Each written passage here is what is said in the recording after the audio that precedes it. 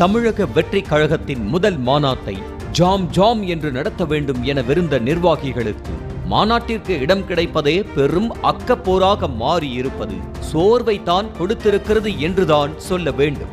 நடிகர் விஜய் அரசியல் அறிவிப்பை வெளியிட்டதுமே பட வேலைகளை முடித்துக் கொண்டு செப்டம்பரில் முதல் மாநாடு நடத்த திட்டமிட்டிருப்பதாக தகவல் வெளியானது. அந்த வகையில் செப்டம்பர் மாதம் தமிழக வெற்றி கழகத்தின் மாநாடு நடத்த முடிவு செய்து இடம் தேர்வு செய்யும் பணிகள் கடந்த ஜூலை மாதமே துவங்கின. முதல் அரசியல் மாநாடு என்பதால் 10 லட்சம் பேரை திரட்டி மிக பிரம்மாண்டமாக நடத்த வேண்டும் என நிர்வாகிகளுக்கு உத்தரவு பறந்த நிலையில் அதற்கேற்ப இடத்தையும் தேடி வந்தன. முதலில் பல அரசியல் கட்சிகளின் கூட்டங்கள் வழக்கமாக நடக்கும் சிறுகனூர் திடலில் இடம் கேட்டது தமிழக வெற்றி கழகம்.